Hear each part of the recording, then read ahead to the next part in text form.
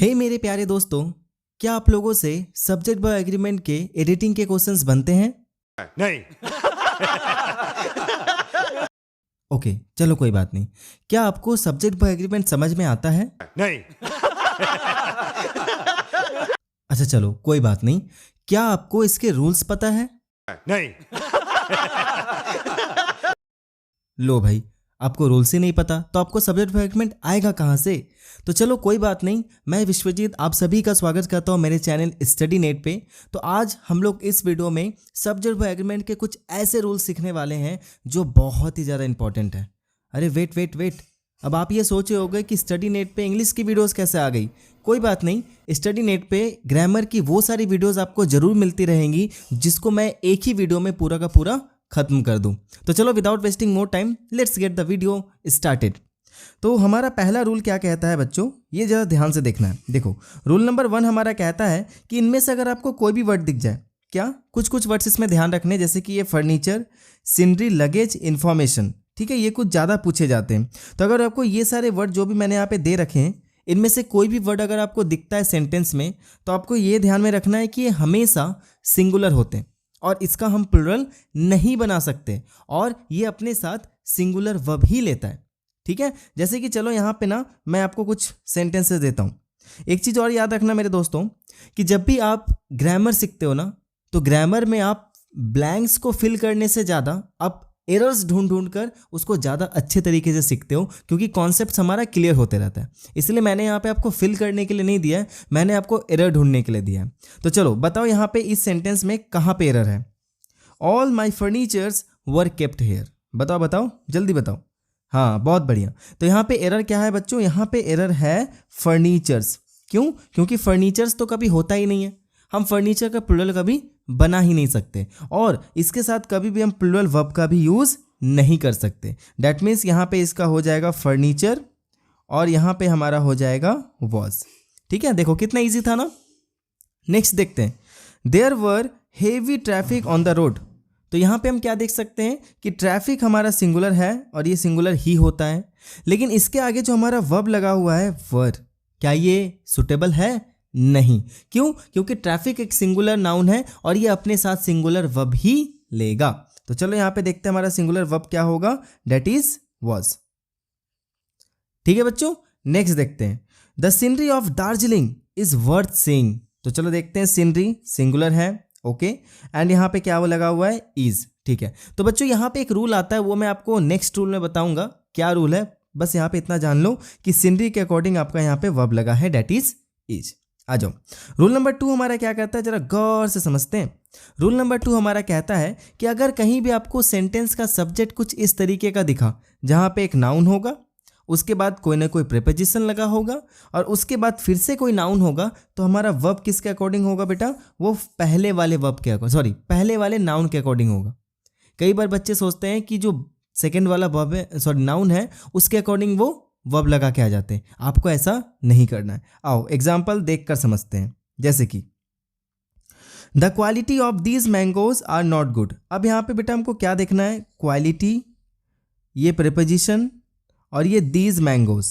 ठीक है, तो क्या यहाँ पे हम दीज मैंगोज के अकॉर्डिंग आर लगाएंगे या क्वालिटी के अकॉर्डिंग यहाँ पे हम इज लगाएंगे? तो आ जाओ, रूल हमारा क्या कहता है? रूल कहता है कि फर्स्ट वाला नाउन हमारा जैसा होगा हमारा वर्ब भी वैसा होगा। तो फर्स्ट नाउन हमारा क्या है, quality, that is singular, so our verb will be singular, यहाँ पे होगा इज। समझ गए ना? आ जाओ दूसरा देखते हैं, the boys of this school is well disciplined.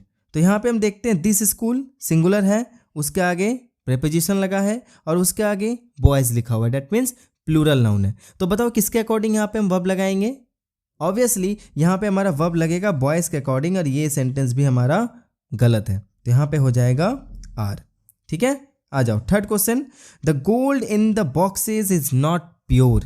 तो यहाँ पे भी हम देखते हैं इन प्रीपोजिशन है, इसके आगे एक हमारा नाउन लगा है, इसके बाद भी एक नाउन लगा है, तो according to gold we have to put the verb, so this sentence is absolutely correct. Last but not the least, the legs of these chairs are broken. तो देखो बेटा क्या लगा हुआ है यहाँ पे, लेग्स बहुत सारे हैं, हमको दीज चेयर्स को देखना ही नहीं है, उधर क्या है नहीं है मुझे नहीं पता। ऑफ, इन, ऑन, कोई भी प्रीपोजिशन आ जाए तो उसके पहले वाला जो हमारा नाउन आएगा उसके अकॉर्डिंग यहाँ पे हम क्या करेंगे, वर्ब लगा देंगे। तो ऑब्वियसली यहाँ पे लेक्स लगा हुआ है और यहाँ पे आर लगा हुआ है। So this sentence is also correct. Okay, आ जाओ रूल नंबर 3 देखते हैं। कितना इंपॉर्टेंट रूल है ये अभी आपको पता चल जाएगा। देखो, कोई भी इंडेफिनिट नंबर या क्वांटिटी दिखे ना, उसके बाद अगर आपका ऑफ लगा हो और उसके बाद नाउन लगा हो, तो जो भी नाउन आएगा उसके अकॉर्डिंग हम वर्ब लगाते हैं। ध्यान रखना, यहाँ पे ये मत देखना कि इंडेफिनिट नंबर या क्वांटिटी क्या है। तुम्हें क्या करना है, जो वर्ब है वो किसके अकॉर्डिंग लगाना है, इस नाउन के अकॉर्डिंग जो इसके बाद आ रहा है। अब बोलोगे सर हमें तो ये पता ही नहीं है कि इंडेफिनिट नंबर या क्वांटिटी क्या होता है, तो ये भी मैं बता ही देता हूँ। देखो, इंडेफिनिट नंबर या क्वांटिटी में कुछ ये सारे वर्ड्स आते हैं, जैसे कि अ number of, a lot of, lots of, plenty of, some of, most of, a large number of, majority of, handful of and so on, ऐसे करके इन सारे वर्ड्स को हम कहते हैं इनडेफिनिट नंबर या क्वांटिटी। क्यों? क्योंकि ये कोई डेफिनिट नंबर नहीं बताता या कोई डेफिनिट क्वांटिटी भी नहीं बताता, ये इनडेफिनिट होता है, इसीलिए इसको हम इनडेफिनिट नंबर या क्वांटिटी बोलते हैं। तो इसके लिए हम क्या यूज़ करते हैं, हमेशा इसके बाद वाले नाउन को देखेंगे और उसके अकॉर्डिंग हम वर्ब यूज़ करेंगे। कई बार ऐसे क्वेश्चंस भी आपके एग्जाम में पूछे जाते हैं। तो आ जाओ देखते हैं, एरर छांटते हैं। A lot of books is to be distributed. अब हम ध्यान रखेंगे यहाँ पे अ लॉट ऑफ लिखा हुआ है, तो अ लॉट ऑफ के अकॉर्डिंग तो हमको लगाना है नहीं। इसके बाद हम क्या देखेंगे, बुक्स लिखा हुआ है, that is plural, so here we have to use are.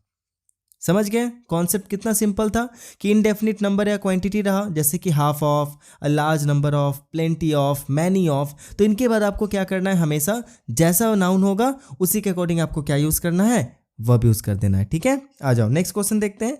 Half of the mangoes are rotten. तो देखते हैं, हाफ ऑफ द मैंगोज, तो यहाँ पे मैंगोज के लिए हम क्या लगाएंगे, are. So this sentence is correct. Next, most of the students have come. तो मोस्ट ऑफ से हमको मतलब ही नहीं है, हम स्टूडेंट्स देखेंगे बहुत सारे हैं, तो हैव लगा हुआ है, that is correct. Plenty of food were wasted. तो प्लेंटी ऑफ, प्लेंटी मतलब बहुत सारा, देखो इनडेफिनिट क्वांटिटी हो गया ये। ठीक है, जब हम काउंट कर सकें तो उसको हम इनडेफिनिट नंबर बोलेंगे। दैट मीन्स कि जैसे देखो मैंगोज, मैंगोज की अगर मैं बात करूं तो यहाँ पे हाफ काम कर रहा है इनडेफिनिट नंबर के जैसा। ठीक है, यहाँ पे मोस्ट ऑफ देखो ये भी हमारा इंडेफिनिट नंबर है, लेकिन जिसको हम काउंट नहीं कर सकते वो क्वांटिटी चला जाता है। तो प्लेंटी ऑफ फूड हमें नहीं पता कितना है, और साथ साथ में हम फूड देख रहे हैं जो कि अपने आप में अनकाउंटेबल है, तो इसके लिए हम क्या यूज़ करेंगे यहाँ पे, इट विल बी वॉज। ठीक है, कोई दिक्कत है यहाँ तक नहीं। एक यहाँ पे छोटा सा नोट है सबके लिए, जरा गौर से देखना। इस नोट में क्या कहा गया है कि अगर कहीं पे आपको अ नंबर ऑफ दिख जाए तो प्लूरल वर्ब लगा देना, द नंबर ऑफ दिख जाए सिंगुलर वर्ब लगा देना। फिर से रिपीट करता हूँ, अ नंबर ऑफ दिख जाए तो प्लूरल वर्ब लगाना, द नंबर ऑफ दिखे तो सिंगुलर वर्ब लगाना। For example find the error. चलो देखते हैं।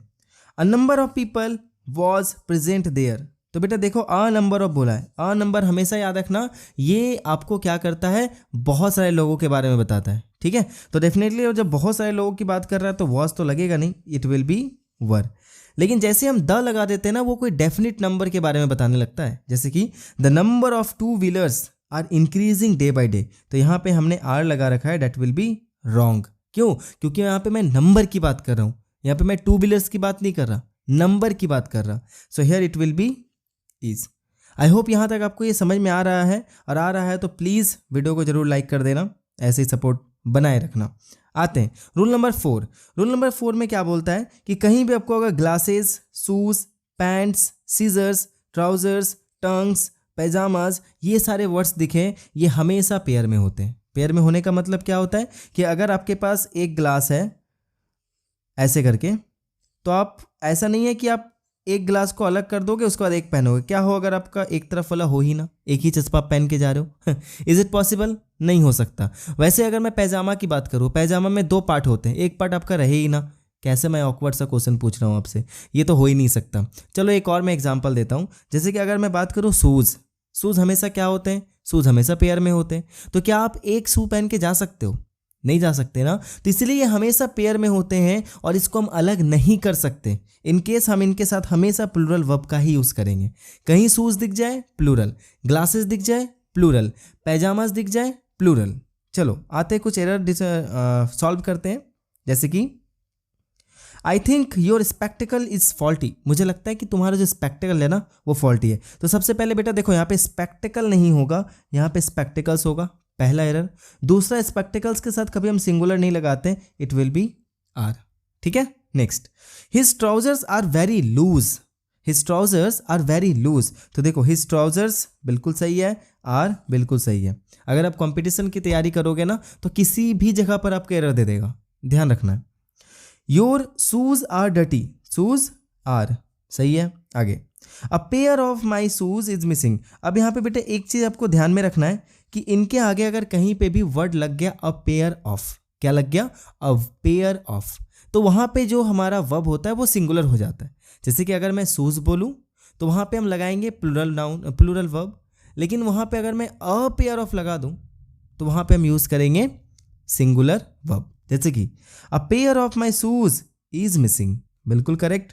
अ pair of scissors have been lost. अब बताओ क्या ये सेंटेंस सही है या गलत है। तो ऑब्वियसली यहाँ पे हैव जो होता है, हैव हमेशा प्लूरल होता है, तो यहाँ पे हम हैव नहीं लगा सकते, हम सीजर्स को नहीं देखेंगे, हमें यहाँ पेयर ऑफ देखना है, तो हम क्या यूज करेंगे, हैज। ठीक है बच्चों, चलो रूल नंबर 5 देखते हैं। रूल नंबर 5 में हमारा क्या कहता है कि अगर दो नाउन एंड से जुड़े हों, ठीक है, लेकिन अगर दोनों में से किसी एक से पहले आर्टिकल लगा हो तो वो किसी एक सिंगुलर पर्सन या ऑब्जेक्ट को शो करता है।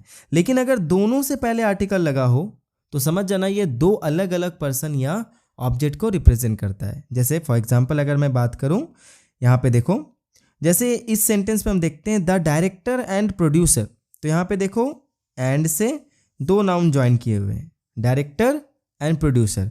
तो अगर हम देखें इसके फर्स्ट वाले में सिर्फ इसी के पहले दा लगा हुआ है, डैट मीन्स कि ये डायरेक्टर और प्रोड्यूसर दोनों के दोनों एक ही इंसान है, कोई अलग इंसान नहीं है, ये दोनों के दोनों सेम है। और जब ऐसा कोई सिनेरियो आता है तो वहां पे हम सिंगुलर वर्ब यूज करते हैं, ना कि प्लूरल।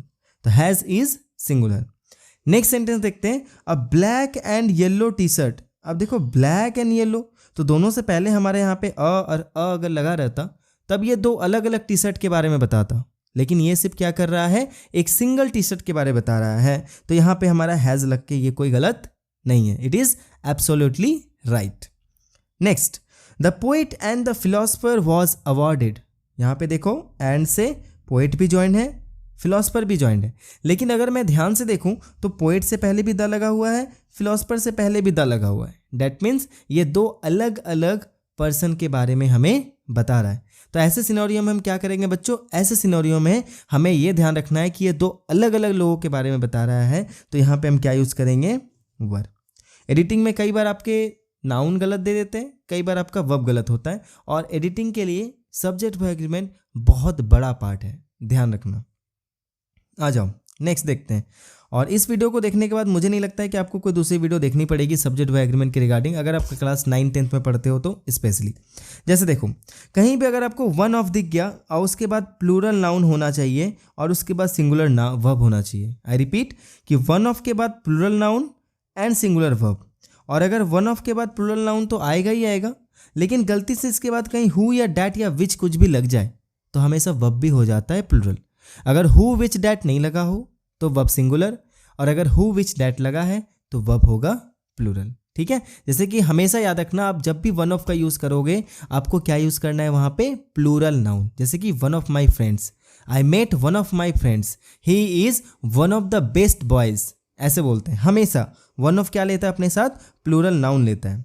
अब देखो कई बार इसमें भी एरर देता है, मैंने बहुत बार देखा है बच्चों को, जब मैं ये सिखाता हूँ ना तब मैंने देखा है। आगे देखते हैं। अब आपको यहाँ पे एरर ढूंढना है, he is one of the person who never takes bribe.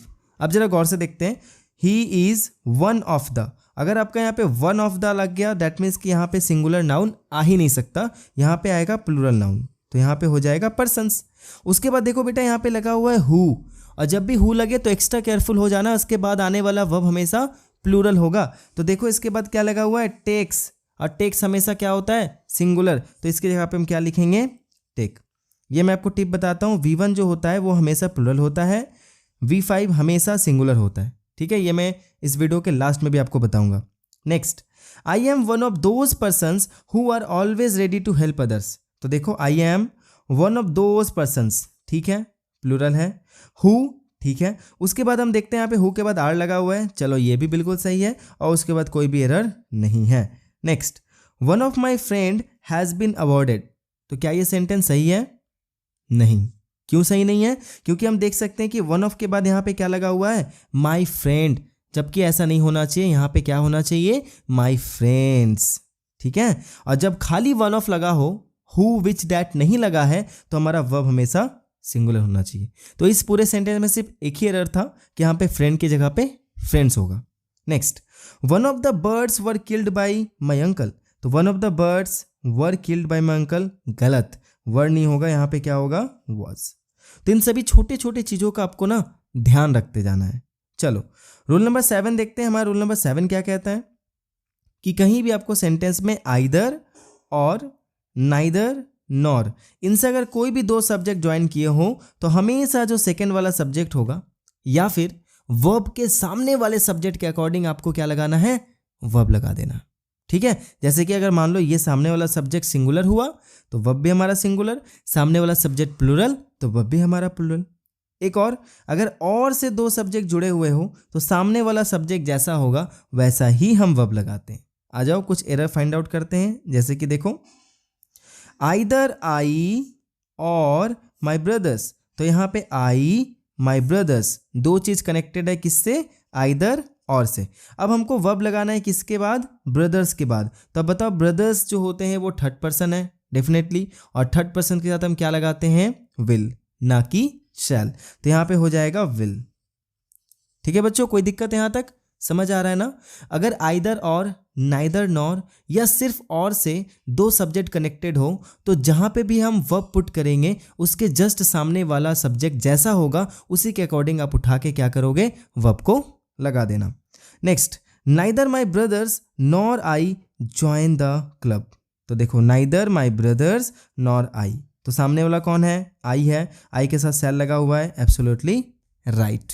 Next, is your और he is to be scolded, your नहीं होगा, यू होगा, इज यू और ही to be scolded.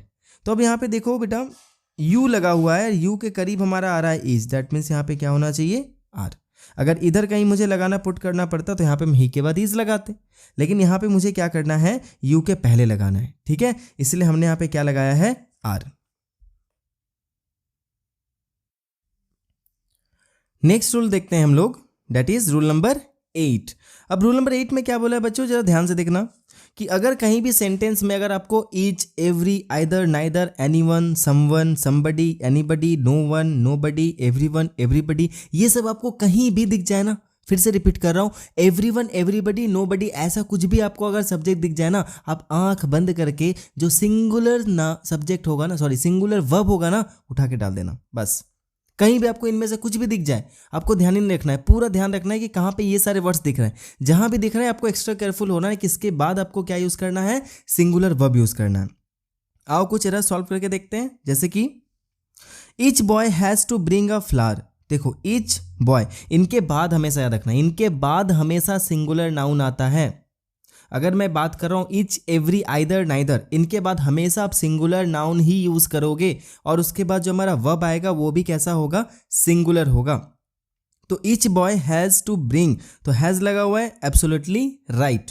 Next, everyone want to grow in life, तो everyone want, तो अभी मैंने थोड़ा देर पहले क्या बताया बेटा कि कभी भी अगर आपका V1 होता है तो V1 हमेशा क्या होता है? प्लूरल। और V5 कैसा होता है? V5 होता है सिंगुलर। तो यहाँ पे हम देख सकते हैं कि एवरीवन के साथ हमको सिंगुलर वर्ब लगाना है, लेकिन यहाँ पे हमने क्या यूज़ किया हुआ है? वांट, वांट मतलब V1, तो ये हमारा तो प्लूरल हो गया, तो कहीं से भी तो ये हो नहीं सकता, तो हम यहाँ पे क्या यूज़ करेंगे? V5, दैट मीन्स सिर्फ वांट्स लगा देंगे, सेंटेंस हमारा सही हो जाएगा। नेक्स्ट देखते हैं, someone has stolen my pen, बिल्कुल सही है। One need to take break from work time to time, तो देखो वन लगा हुआ है तो यहाँ पे हम इजीली सिर्फ क्या कर देंगे? नीड्स। समझ गए ना कितना इजी होता है, कोई दिक्कत नहीं है। नेक्स्ट आ जाओ, रूल नंबर 9 देखते हैं क्या बोला है कि अगर कहीं आपको both, few, a few, some, many, several, ये सारी चीज़ें अगर आपको दिख गई ना तो आपको क्या करने का? आपको करने का वहाँ पे वर्ब क्या पुट कर देने का? That is plural. समझ गए मियाँ, क्या करना है? प्लूरल वर्ब वहाँ पे पुट कर देना। नेक्स्ट आ जाओ, कुछ एग्जाम्पल सॉल्व करने का। A few boys were playing with his mother. हाँ, जरा गौर से देखना, यहाँ पे मैंने कुछ और मिस्टेक्स करी हैं, जरा गौर से देखना। अ फ्यू बॉयज बिल्कुल सही है, इनके बाद हमेशा प्लूरल नाउन आता है, ध्यान रखना, इनके बाद हमेशा प्लूरल नाउन आता है और अपने साथ हमेशा ये प्लूरल वर्ब लेते हैं। तो जैसे अगर मैं बात कर रहा हूँ अ फ्यू बॉयज, ठीक है, वर बिल्कुल सही है, विद हिज मदर्स। अब यहाँ पे मैंने एरर किया है इस जगह पे जिसके बारे में बच्चों को पता तक नहीं होता, वो सही करके आ जाते हैं। अब जरा गौर से देखो बेटा, यहाँ पे ही अ फ्यू बॉयज लिखा हुआ है, यानी कुछ बच्चे, तो कुछ बच्चे अपनी मम्मियों के साथ खेल रहे थे, तो कुछ बच्चों के लिए अगर मैं प्रोनाउन यूज करूंगा तो हीज कैसे लगेगा, यहाँ पे क्या होना चाहिए था, देयर, क्योंकि मैं बहुत सारे की बात कर रहा हूं। समझ गए? नेक्स्ट आते हैं अलग एग्जाम्पल में। Several thieves were after the paper. Several thieves were बिल्कुल सही है, कोई एरर नहीं है। Both the boys has been selected for the prize. अब देखो बोथ द बॉयज, ठीक है, बोथ के बाद हमने प्लूरल नाउन का यूज किया है, ओके डन।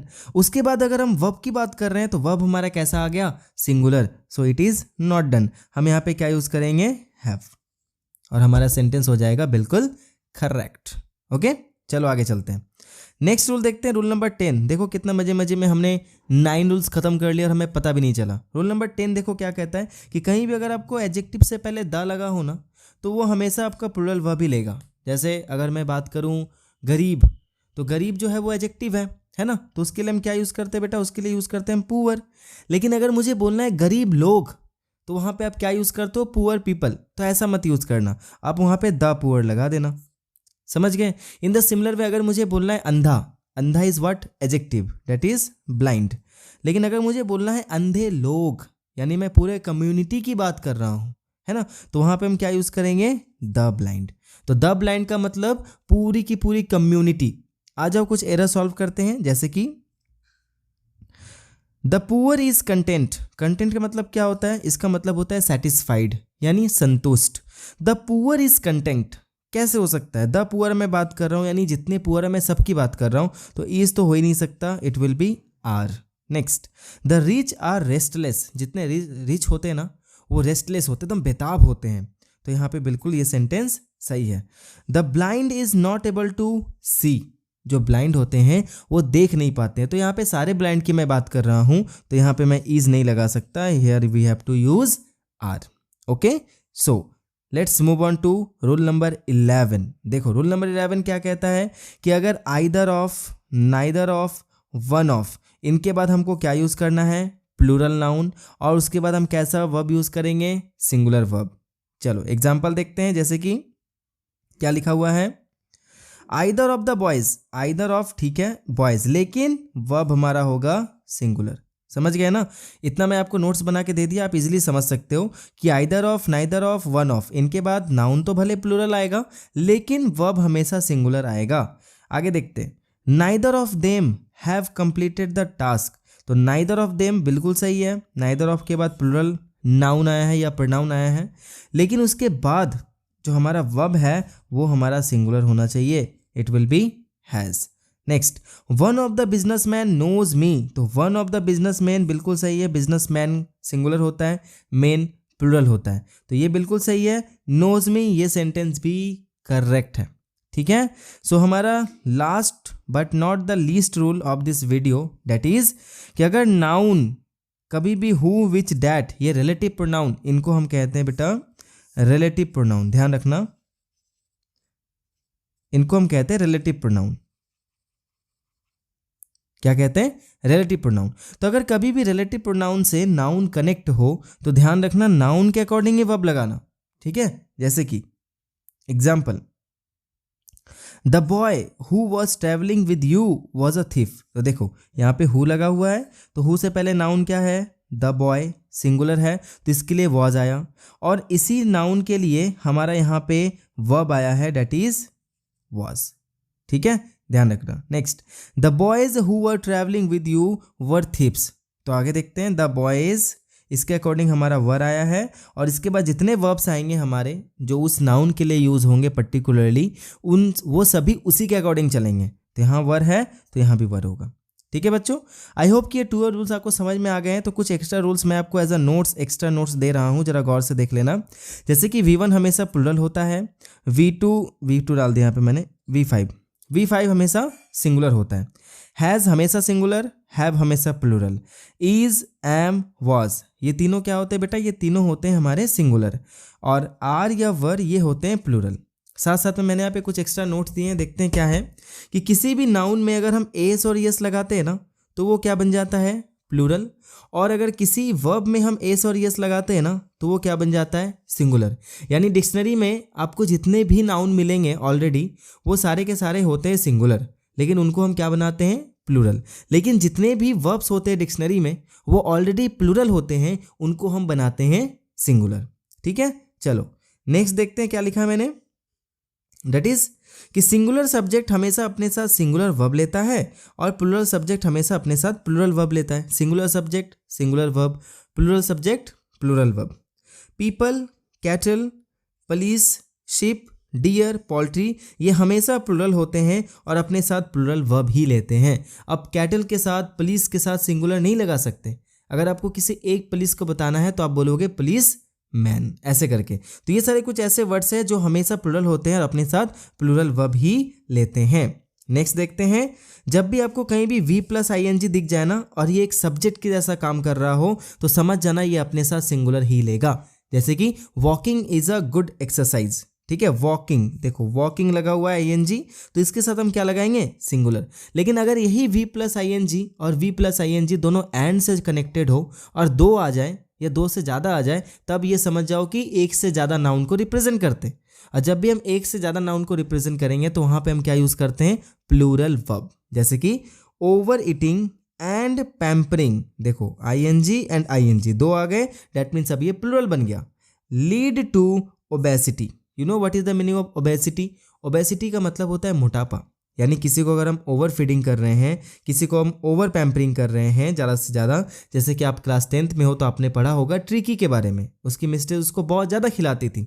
तो जब हम किसी को ओवर पैम्परिंग करते हैं और उसको हम ओवर ईटिंग करवा देते हैं तो होता क्या है कि ओबेसिटी क्रिएट हो जाता है। यहाँ पे हम ओवर ईटिंग की जगह पे ओवर फीडिंग बोले तो ज़्यादा बेटर होगा। ठीक है, इसको मैं काट के ओवर फीडिंग बोल देता हूँ, ये कुछ ज़्यादा बेटर होगा। ठीक है, तो ये रहे कुछ बहुत ही important rules subject by agreement के, जिससे आप कोई भी क्वेश्चंस आप इजीली उठा लो, आप एडिटिंग के आपसे बहुत सारे क्वेश्चंस बन जाएंगे। ठीक है, और ये नोट्स जो है वो मैं आपको नीचे डिलीवर कर दूंगा। अगर आप डिमांड करोगे तो मैं डेफिनेटली दूंगा, वरना वीडियो से भी आपका काम चल जाएगा। एंड आई होप कि ये मेरी मेहनत जो है वो आपको बिल्कुल पसंद आई होगी, और ऐसा है तो प्लीज़ चैनल को सब्सक्राइब जरूर कर लेना और वीडियो को लाइक ज़रूर करना और दोस्तों के साथ शेयर भी करना। Wish you all the best for your examination. और ऐसे ही बहुत सारे इंग्लिश के आपके लिटरेचर के टॉपिक्स भी जानने के लिए आप प्लीज़ मेरे दूसरे चैनल को विजिट करना, जिसका लिंक मैं डिस्क्रिप्शन में दे रहा हूँ। वो टोटली इंग्लिश पे बेस्ड है। And thank you so much for watching this video. मिलता हूँ अगले वीडियो में, तब तक के लिए take care, be safe, keep learning and keep watching Study net.